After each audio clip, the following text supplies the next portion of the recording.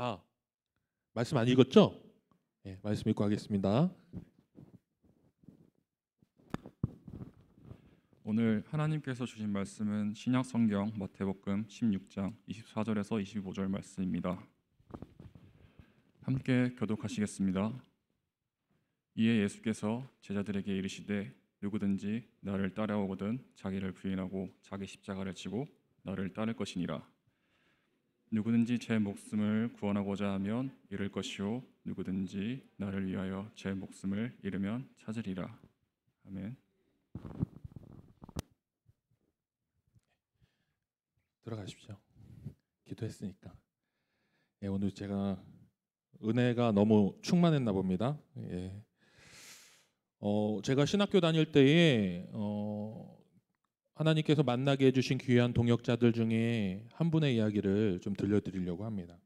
이분은 아프리카에서 한 5년 정도 5년이 조금 넘게 선교 활동을 하다가 이제 한국으로 들어와서 신학교를 들어가기 위해서 준비를 하는 과정 가운데 있을 때에 제가 만난 분이에요.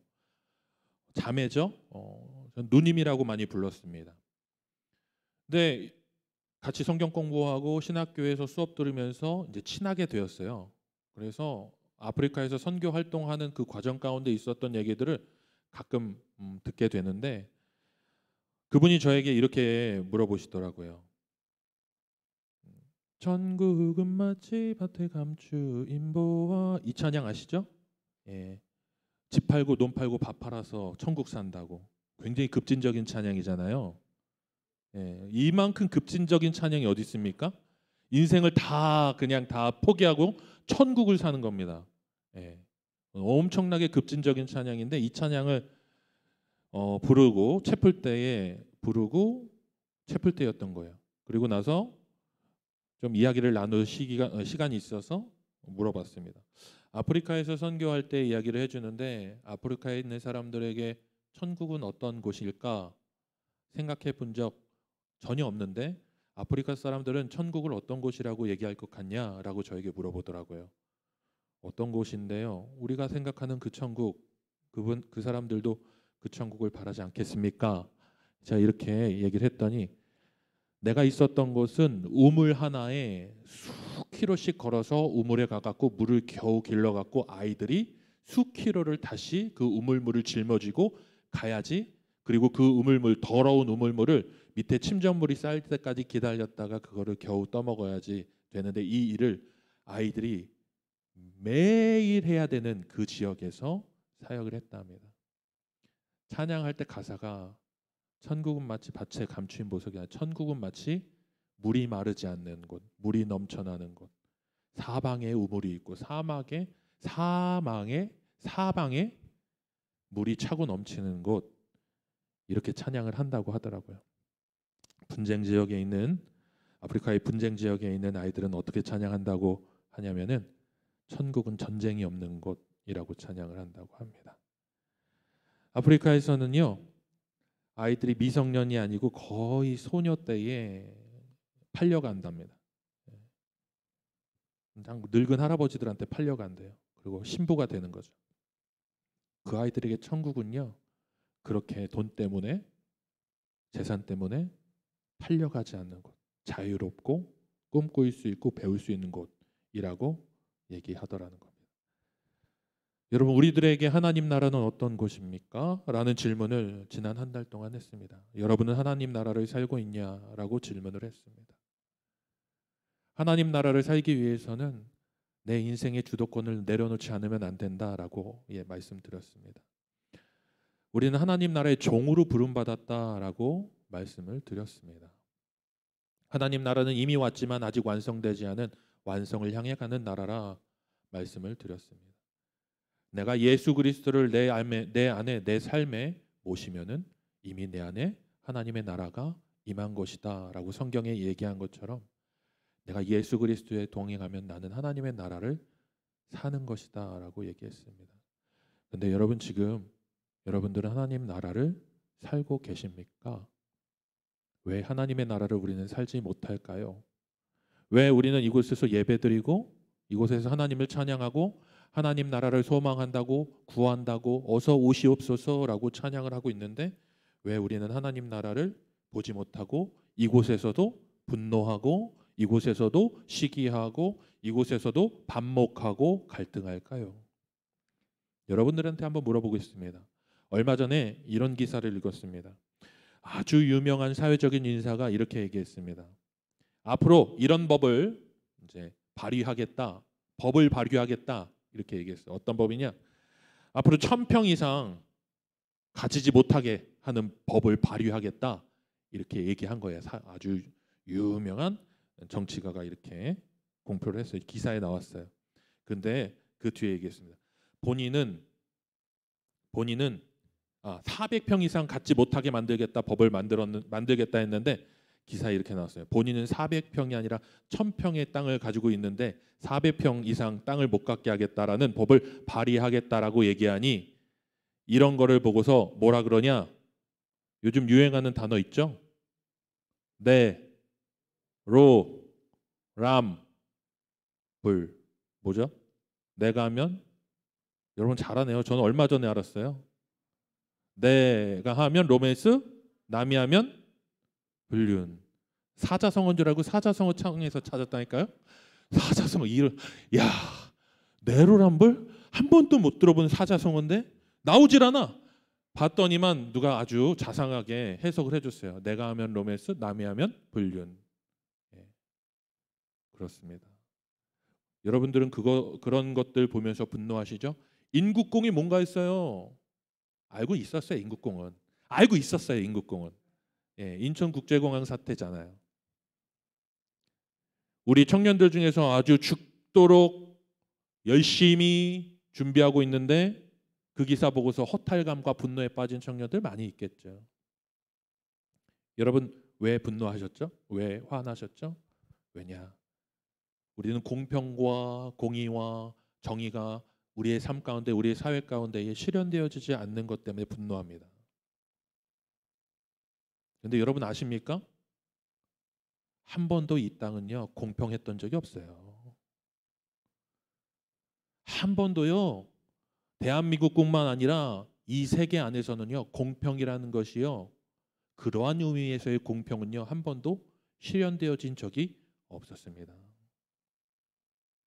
어떤 사람은 차고 넘쳐서 썩어서 버려야 되고 어떤 사람들은 그 썩어서 버린 것으로 살아가는 사람들도 존재합니다. 그런데 어떤 사람들은요 썩어서 버림에도 불구하고 내가 충분히 누리지 못한다라는 생각에 사로잡혀서 살기 때문에 분노하고 화가 나고 만족하지 못합니다. 어떤 사람들은요 그 썩어져 버린 것들을 주어서 그것들을 가지고서 살면서도 오늘도 나에게 주어진 또 하루의 생명이 연장되는구나 감사하며 사는 사람들도 있습니다. 여러분 그들 앞에서 우리가 공평을 얘기할 수 있을까요? 우리가 분노하는 이유는 내가 기대하는 만큼 나에게 그 결과물이 오지 않는다라고 생각되어지기 때문입니다. 내가 투자한 만큼 내가 그것들을 성취하지 못한다라는 그러한 생각들을 가지고 있기 때문입니다. 혹은 그것을 못하게 만드는 외부적인 요인들이 이 세상 가운데 나의 주변에 존재한다라는 그러한 의식이 우리를 분노하게 합니다. 근데 분명한 것은 이 땅은 한 번도요 그러한 의미에서 공평했던 적이 없었습니다. 그리고 앞으로도 우리는 그러한 공평을 그러한 의미에서 공평과 정의를 경험할 가능성이 없습니다. 절망스럽지 않습니까? 여러분 그렇다면은 왜 이런 일이 있을까요? 무전유죄라는 말 아시죠? 오늘 사자성어 3번이 나왔어요. 인국공, 내로란불, 무전유죄 이거는 맞아요. 사자성어. 무전유죄 아시죠? 예? 무전유죄, 유전무죄. 이 말 들어보셨으니까 무식유죄, 유식무죄. 다른 거 바꾸면 또 이렇게도 할 수 있어요. 무맹유죄, 유맹유죄, 무죄. 인맥 있으면은 무죄, 인맥 없으면은 유죄. 여러분, 그렇게요. 이 세상 안에서는 그런 불공평함들이 있습니다. 그런데요, 그 세계 안에서 우리가 살아갈 때에, 그 세계를 우리가 그냥 인정하고 수긍하며 살아갈 때에, 그리고 그 안에서 내가 겪고 있는 나의 모습들을 우리가 바라볼 때에 우리는 절망 안에서 빠져나올 수 없습니다. 그 세상을 성경에서는 뭐라 얘기하냐면요, 그것은 하나님의 도성이 아니라고 얘기해요. 어거스틴이라는 사람이 있습니다. 어거스틴이라는 사람이 쓴 책이 있어요. 신국, 하나님의 나라, 하나님의 나라에 관한 책이 있어요. 거기에서 하나님의 도성과 이 땅의 도성을 비교해요. 하나님의 나라와 이 땅의 나라를 비교합니다. 여러분, 하나님의 나라는 어떤 나라일까요? 신국론에서 이렇게 얘기합니다. 하나님의 도성, 하나님의 도성에 반대되는 도성은 악마의 도성입니다. 천상의 도성에 반대되는 도성, 지상의 도성이에요. 영원한 도성과 반대되는 도성은 바로 일시적인 순간의 도성입니다. 신자들의 도성과 반대되는 도성은 사악한 자들의 도성입니다. 불멸의 도성과 반대되는 도성은 바로 죽음, 종말의 도성입니다. 거룩한 도성과 반대되는 도성은 사악한 도성입니다. 오늘날 신학에는 좀 안 맞아요. 이분법적으로 하나님의 나라를 보잖아요. 예. 분명히 이 세계는요, 사탄이 창조한 세계가 아니라 이 세계의 창조주는 하나님이세요. 근데 이 세계에 그런 부조리들이 존재해요. 왜 그럴까요?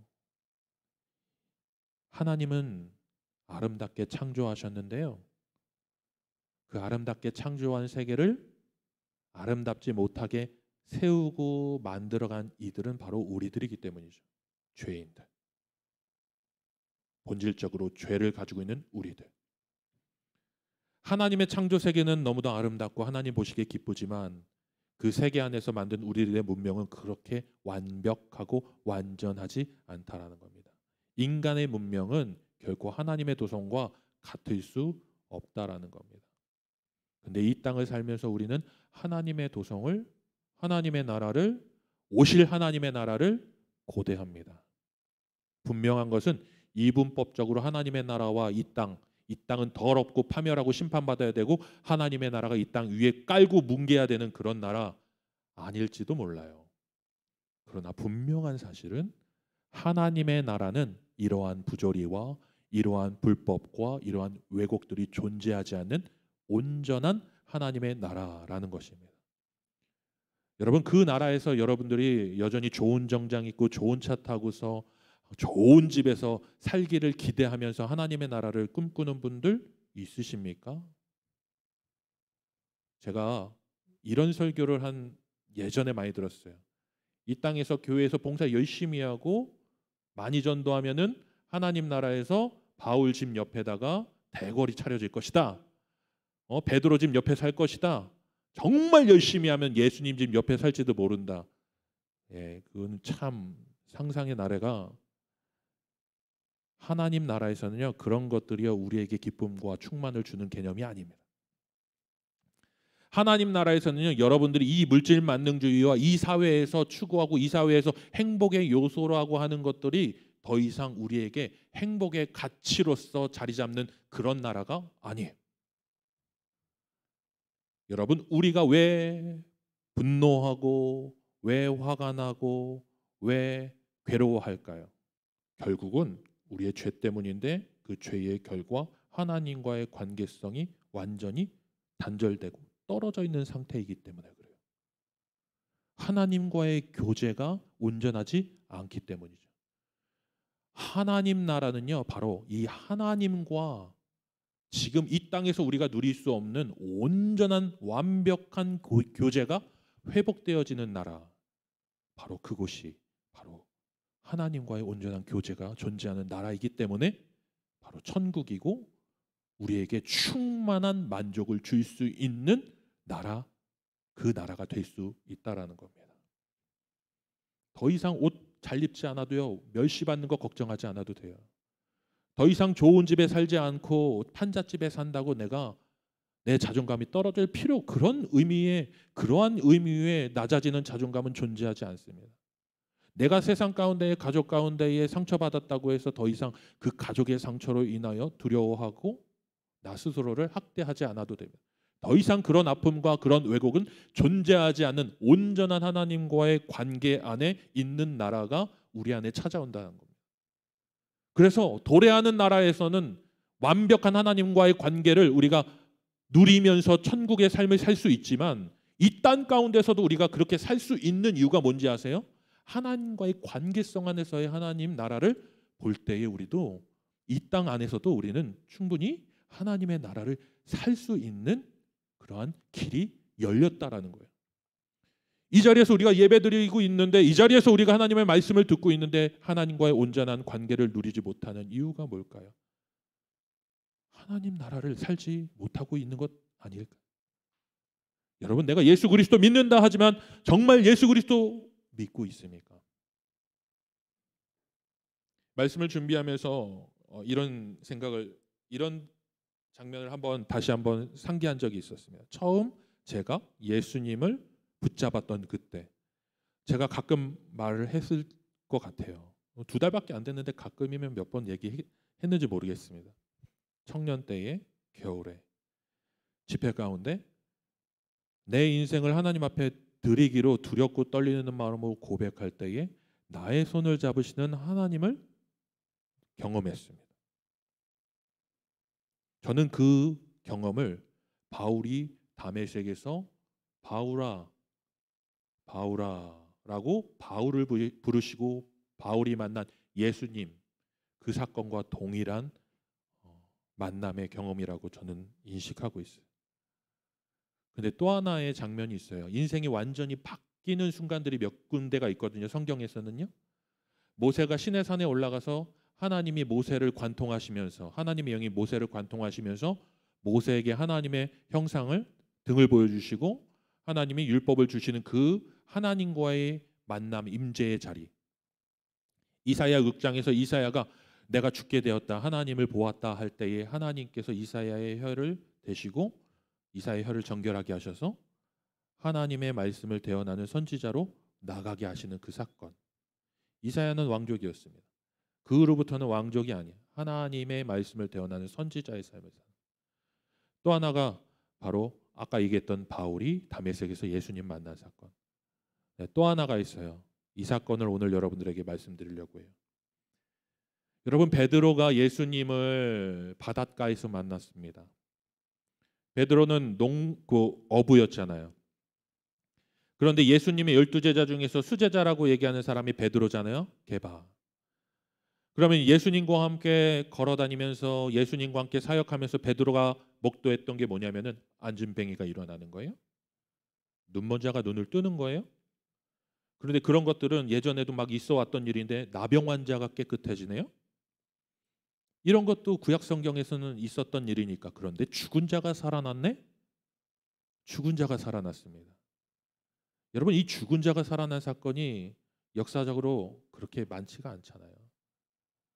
죽은 자가 살아났어요. 중풍병이 일어났어요. 베드로가 그 장면 하나하나를 보면서 무슨 생각을 했냐면 이사야 선지자가 예언했던 그 예언을 떠올려요. 저분이 우리가 그렇게 기다리던 메시아 맞겠구나.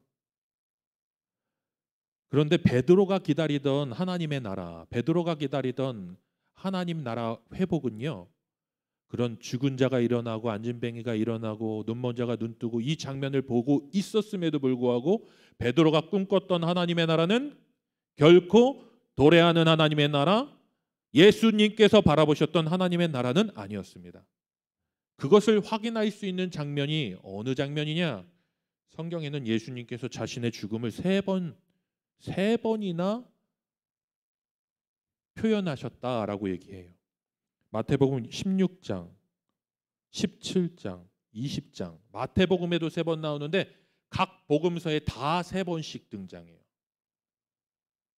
여러분, 어떤 성경에는 어떤 사건이 나오고 어떤 성경에는 어떤 기적이 나오는데 모든 성경에 예수님이 죽으실 것을 3번씩 다 기록하고 있다는 거예요. 공간복음에. 그러면 성경에서요, 기적 사건보다 더 중요한 이야기가 바로 이 이야기라는 것을 얘기하고 있다라는 겁니다.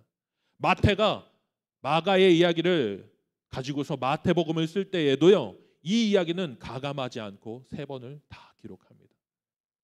각 복음서의 저자들이요, 결코 자신이 경험하고 자신이 알고 있는 예수님의 기적들을 다 쓰고 싶었지만 그 중에서 자기가 전하고자 하는 예수님의 모습을 증거하기 위해서 그 사건들을 기록할 때에 결코 빼놓을 수 없는 장면이 바로 예수님께서 자신의 죽음을 3번씩 얘기하신 그 사건이에요. 마태복음 16장 21절에 이때로부터 예수 그리스도께서 자기가 예루살렘에 올라가 장로들과 대제사장들과 서기관들에게 많은 고난을 받고 죽임을 당하고 제3일에 살아나야 할 것을 제자들에게 비로소 나타내시니 17장에 갈릴리에 모일 때에 예수께서 제자들에게 이르시되 인자가 장차 사람들의 손에 넘겨져 죽임을 당하고 제3일에 살아나리라 하시니 내 제자들이 매우 근심하니라. 20장 17절 19절 예수께서 예루살렘으로 올라가려 하실 때에 12제자들이 따로 데리시고 길에서 이르시되 보라 우리가 예루살렘으로 올라가노니 인자가 대제사장들과 서기관에게 넘겨짐에 그들이 죽이기로 결의하고 이방인에게 넘겨주어 그를 조롱하며 채찍질하며 십자가에 못 박게 할 것이라 제3일에 살아나리라. 이 이야기를 말씀하실 때까지도 제자들은 결코 하나님 나라의 임재, 예수님께서 말씀하신 그 하나님의 나라의 임재를 한 명도 그 영적인 눈이 떠서 본 사람이 없습니다. 안진뱅에게 일어나는 사건을 보고 중풍병자가 일어나는 사건을 보고 그 안에서 막 수많은 사람들에게 떡과 고기를 먹이는 그 기적들을 보았지만 결코 한 사람도 예수님이 말씀하신 하나님의 나라를 바라본 사람이 없습니다. 예수님이 이 말씀을 하실 때 그래 예수님이 죽고 사셔야지 하나님의 나라로 가는 구원의 길이 열리지, 여러분 이렇게 그냥 간단하게 여러분들이 해석하시면 여러분 안 돼요. 이 이야기를 예수님이 자신이 고난받고 죽고 십자가에 달려 처참하게 죽을 것이라는 얘기를 할 때 베드로의 반응이 뭔지 아세요? 베드로가 예수를 붙들고 항변하여 이르되 주여 그리 마옵소서 이 일이 결코 주께 미치지 아니하리이다. 굉장히 젠틀하게 썼는데 원어적으로 이 사건의 장면을 제가 풀어줄게요. 예수, 내가 당신을 위해서 내가 배 버리고 가족 버리고 당신한테 내 인생 바쳤는데 뭐? 죽겠다고? 그런 일이 너한테 당신한테 결코 일어날 수 없어. 안 돼. 그렇게 해서는 안 돼라는 얘기를 하고 있는 거예요. 이게 분위기상 뉘앙스가요. 예수님 결코 그런 일이 예수님한테 있을 수 없도록 내가 예수님 보호하겠습니다. 이 얘기가 아니라 원어적인 표현을 뉘앙스를 보자면 예수 내가 당신한테 내 인생 다 바쳤어. 내가 당신한테 내가 목숨 걸고 당신 쫓았어. 내가 수제자가 되기 위해서 정말 내가 완전히 길하면 겼는데 뭐? 가서 십자가에 처참하게 죽고 멸시를 받는다고? 당신 하지 마. 아니야 잘못된 생각이야. 당신 결코 그렇게 하지 마. 이렇게 얘기하는 겁니다. 여러분 지금 이 자리에 앉아있는 우리가 예수님이 우리의 주인이라고 고백하지만 베드로가 예수님을 쫓았던 모습과 우리들의 모습이 다르지 않을 수 있습니다. 근데 이 장면이요, 이런 베드로의 모습이요 완전히 급격하게 변화되어지는 사건이 있어요. 어떤 사건이냐? 예수님이 끌려갑니다. 재판석으로 끌려갑니다. 그렇게 끌려가서 그 빌라도에게 끌려가서 거의 핍박받기 직전에 예수님에게 군병들이 침을 뱉고 옷을 찢고 예수님을 멸시하는 그 장면 가운데에 베드로가 예수님을 몇 번 부인하냐면은 3번 부인한다고 얘기하는 데도 있고 2번 부인한다고 얘기하는 데도 있는데 예수님을 베드로가 부인해요. 그런데 마가복음에서는 욕까지 했다고 얘기해요. 이런 미친놈, 내가 저런 인간하고 같은 족속이라고 생각해? 이렇게까지 얘기한, 이렇게까지 노골적으로 제자들이 예수님을 배반했다라고 묘사하는 책이 마가복음이에요. 근데 어떠한 책은 이렇게 얘기합니다. 베드로가 예수님을 부인할 때에 거의 예수님을 거의 욕하면서 부인할 때에 예수님과 베드로의 눈이 마주쳤다라고 얘기하는 책이 있어요. 예수님과 눈이 마주친 순간 베드로가 모든 것들이 다 쏟아져 내려갔고 그 충격과 그 괴로움으로 뛰쳐나가서 통곡하면서 울었다라고 얘기하는 성경이 있어요. 그때 베드로의 감정은 저는요 이러한 감정으로 봅니다. 본인이 지금까지 예수님을 통해서 바라봤던 하나님의 나라가 예수님이 말씀하신 하나님의 나라가 아니라 내가 그려왔던 베드로의 나라, 바로 하나님의 나라를 포장한 나의 꿈꿔왔던 나라였다라는 것. 그게 무너졌던 것들. 그리고 그것이 아니라 예수님께서 베드로를 보시면서 끝까지 베드로를 포기하지 않으신 예수님.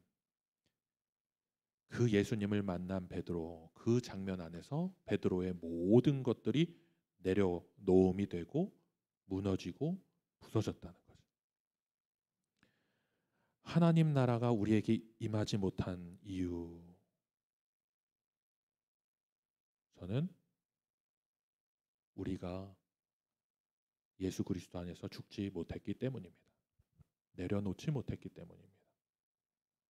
예수 그리스도 안에서 내가 설정했던 모든 그림들을 다 내려놓지 못하고 깨트리지 못하고 죽지 못했기 때문에 우리는 여전히 예수님을 믿으면서도 괴로워합니다. 고통스러워요. 나 스스로를 정죄하고 분노하고 열등감을 가지고 있습니다. 내가 그리는 하나님의 나라가 진짜 하나님의 나라가 아니라 바로 내가 그리는 나라이기 때문이죠. 여러분, 하나님의 나라는 그렇게 오지 않습니다. 하나님의 나라는 내가 죽어야 합니다.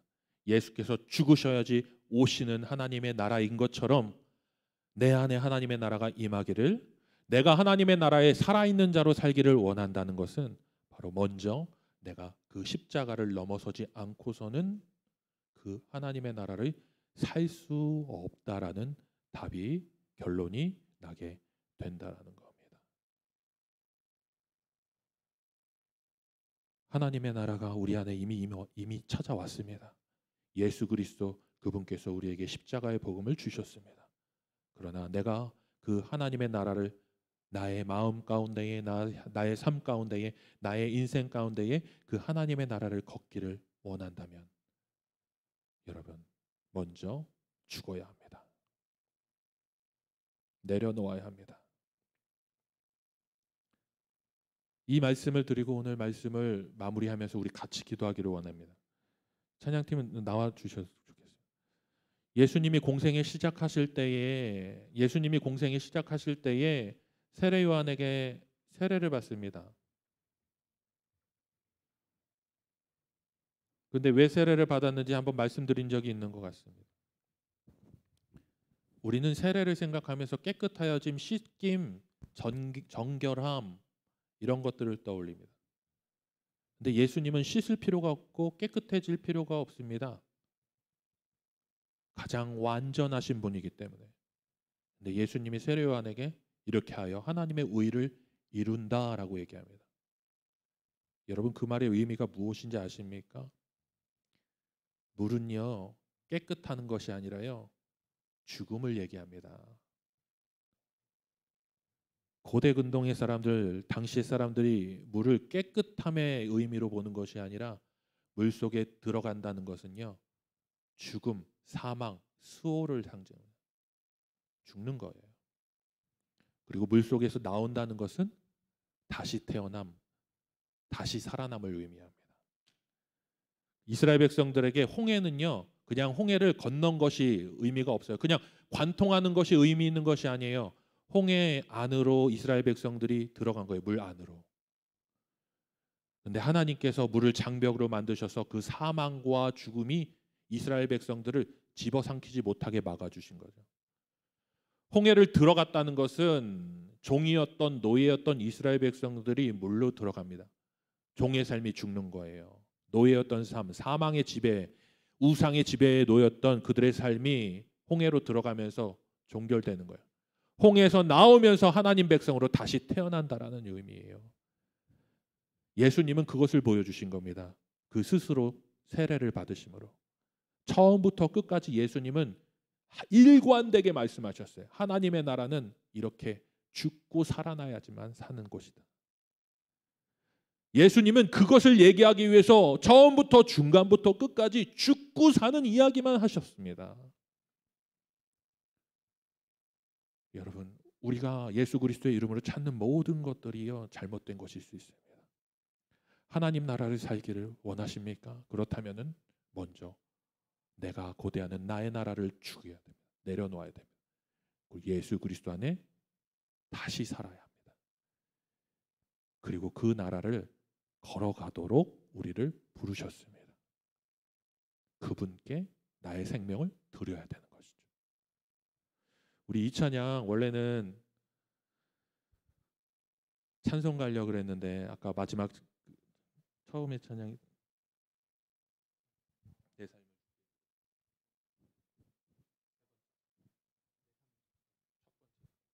마지막 찬양 이 찬양 우리 같이 고백하도록 하겠습니다. 세 번째 찬양 할게요. 우리 같이 일어나서 한번 찬양했으면 좋겠습니다. 하나님 나라를 살기를 원하십니까?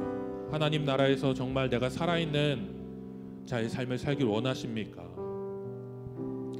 아직도 배회하면서 하나님의 나라를 찾고 계시다면은 이 시간 이 고백으로 우리가 나아가기를 원합니다.